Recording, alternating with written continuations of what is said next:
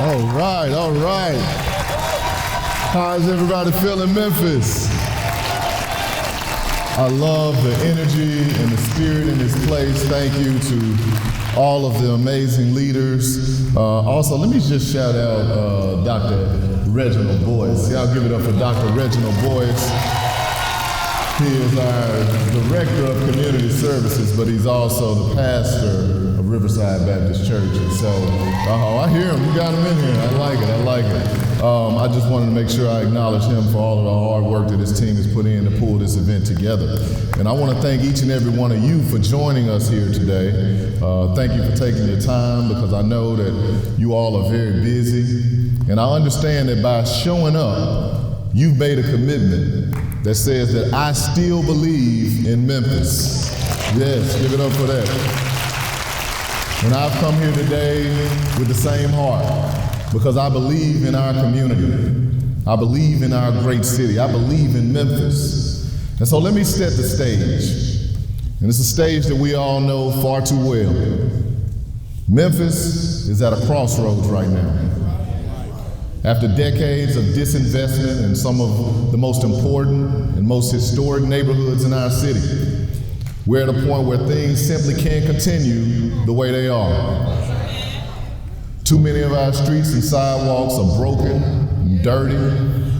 Litter and trash are rampant in far too many neighborhoods. We all walk and drive by buildings and houses that need to be demolished. And the lingering negative impact of COVID on our social behaviors has continued for too long. We've closed our eyes to the truth. We've listened to the news where the top 5 news stories are related to guns and crime every day. And we've started to become numb. We aren't even outraged anymore. The crime numbers in 2023 were the highest since 2006. Now this is just real talk. I know it's harsh, but you should feel outraged. But this is where we are. And we, as a community, have accepted it for far too long. But there's more truth. The 2024 numbers are trending back down. They're trending back down. 13% year to date, and that is significant. It's 13% down across all categories. But I want you to know we're not up here taking victory laps. The numbers are still too high. But I do want to reiterate that they are trending down. But still our hearts haven't caught up with our heads, because we don't feel safer yet. And we have to do something about it. And I mean the collective we. We can't wait for somebody else to come in and fix it. We can't wait for someone else to create Memphis that our kids are going to want to grow old in. We have to fix it ourselves. We have to be the change that will create a better path for Memphis and for the future generations of Memphis. We're talking about generational change right now. Because the alternative is to give up and continue to accept the narrative that Memphis is a dangerous city, that Memphis is a blighted city, that Memphis is broken, and that's all that it is. And I want you all to know that I refuse to give up on my city. I don't buy any of that, because that's not the Memphis that I know. You heard somebody else say it up here. The Memphis I know is innovative. XAI and Elon Musk, they chose Memphis because we figured out how to do things and how to do them faster. That's just who we are. I'm proud to say that Memphis is America's largest majority black city. I'm proud of that diversity.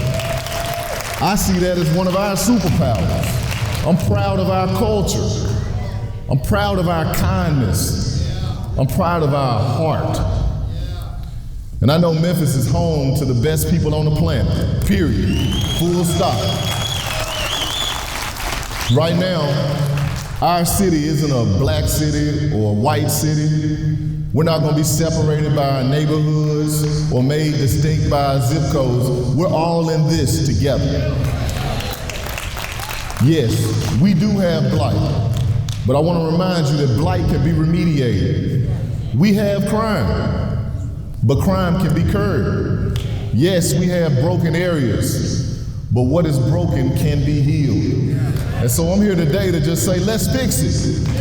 Let's fix it together. Where there's danger, we're going to create peace. Where there's blight, we're going to create beauty. And where things are broken, we plan to spark renewal. And what we're talking about tonight is starting a whole movement. And I believe that it's already begun. I believe it started when this message found you and when you said yes to the invitation to come tonight. I believe that you, all of you in this room, are the leaders that Memphis needs in this moment, right now. As we move forward, we plan to call on every leader in our community to lay down their differences and pick up this common cause for our community, for our neighbors, for our city. But we want to start with you because you are the leaders who can help heal the heart of our city. We need to restore peace. We need to uplift hope. We need to create change. Plain and simple, we need you. We need you to commit to speaking life into our community, to use your voices to drown out the negative and uplift the positive stories from each of your neighborhoods. Now, I'm not foolish. I know this is not going to be easy. It's not going to happen overnight. But I believe the work will create an immediate lift. The stepping up, the saying yes, that's going to create a change. Memphis is a place of great faith. There are 3,000 plus churches, synagogues, temples, mosques, and other houses of worship in our city. And some of you lead flocks of thousands. Some of you convene smaller congregations. Some of you are members of those congregations. I want to remind you that each and every one of you are needed for our mission right now. The change we will need will start in the hearts of 600,000 plus residents in our city. The same hearts that you pray for and comfort and inspire every day. The change will create a better Memphis for our children and our children's children. And I want you to know that change will start with you. We're calling this greater effort the Peace Project. And it's a 2-year implementation plan to significantly change the trajectory of our city and better the lives of the people in our community. In year 1, we're going to prioritize restoring the visual peace through neighborhood beautification. Yeah. And we're going to start by asking our community faith leaders to help create a more peaceful city by owning your block. Own your block.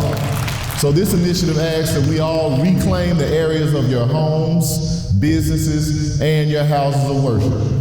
It encourages each of us to take personal responsibility for restoring beauty to our neighborhoods by picking up trash, pulling out weeds, mowing overgrown lots, and addressing the lighting and other indicators of disinvestment. We're going to start with a citywide Own Your Block event on October 19th. Mark it down, October 19th. Whole city. We want everybody in this city owning their block on October 19th. We're going to work all across this city restoring beauty, peace, and hope. We're going to do the first one. We're going to learn from that experience. We're going to make improvements, get better, and we're going to plan more collective Own Your Block events.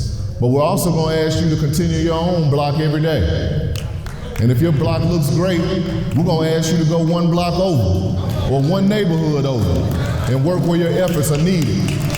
So this is a community thing. We'll ask you to see our entire city as your block. And it's more than just the physical caretaking of the property. We're asking you to lean into the spiritual and the emotional care of the residents in our community and in your neighborhoods. Because as you know, we have a lot of traumatized people that are traumatizing other people. And so as we're doing that work, we want to make sure that we're healing the mind as well. And you all can do that. Now is the time for us to step up and seek out those who are hurting and who may hurt others. Because it'll take all of us to heal some of the generational pain our community is feeling and has felt for decades. So I want to ask you all, let's pour into our youth. Let's make sure they know. Let's make sure that they know that we're invested in their future. Let's make sure they know that people like us the men and women like you and me see them. Let's see them not as problems, but as potential. In fact, let's see them as the keys to unlock our future. In the coming weeks, months, and years, we're going to incorporate additional efforts around culture, youth, and economic development, and the work to restore visual peace and beautify our city is going to be foundational to all of the work that we have to do. It'll set a better stage for everything that we do. It'll also continue to support our crime reduction work.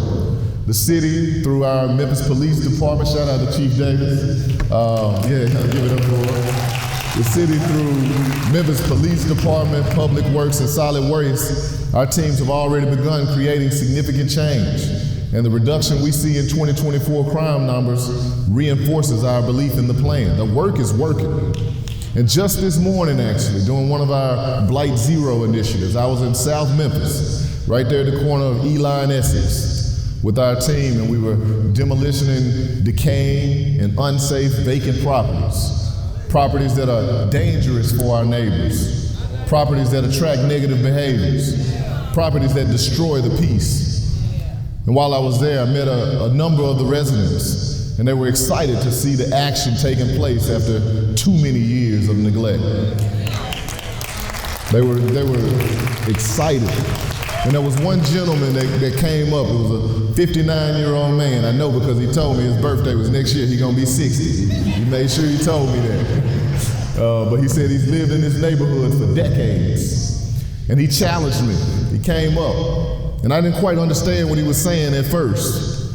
But he challenged me. He said, we want to make sure that you bring new housing in its place. It's one thing to come and demolish it, but I want to make sure that you're committed to doing something else afterwards.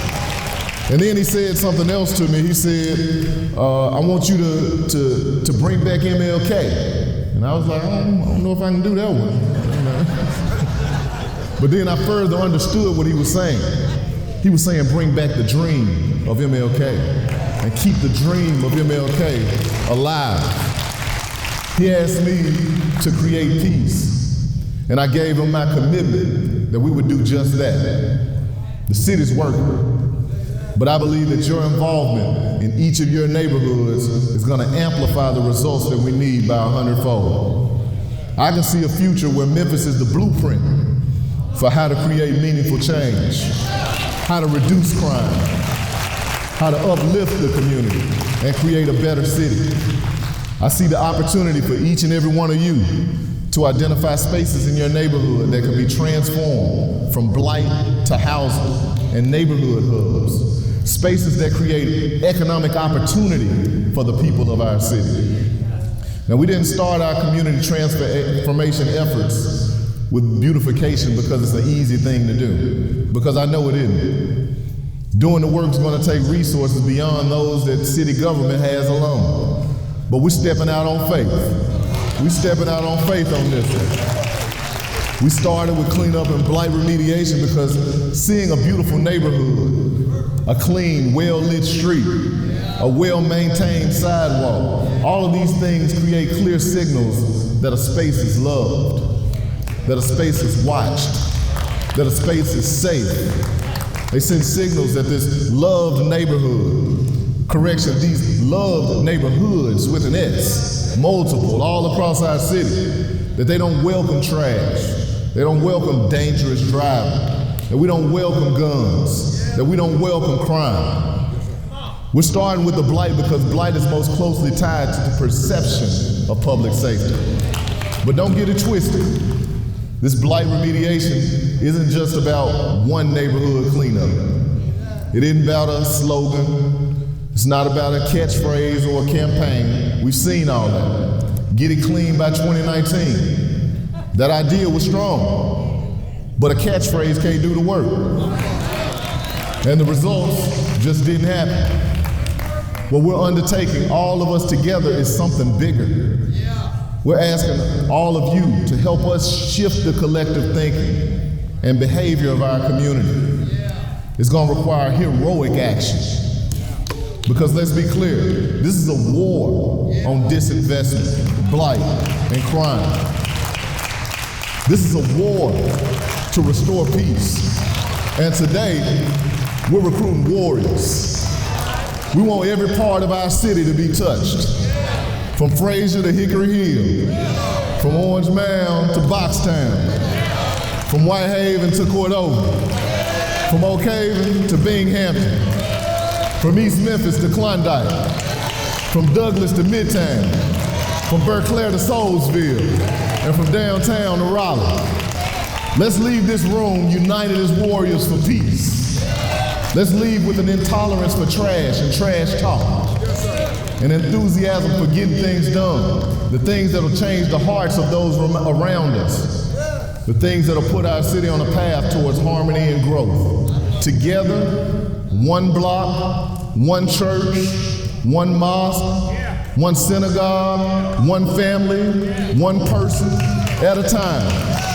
Let's take back our streets, reclaim a positive perception and narrative for our community, and restore peace in Memphis. I want to thank you again for being here, for listening and leaning in, and taking a step that says Memphis matters, for taking up the charge to create a stronger, safer, more beautiful Memphis, for leading the way towards peace. Together, I believe it's possible, and together, I believe it is done. Thank you all.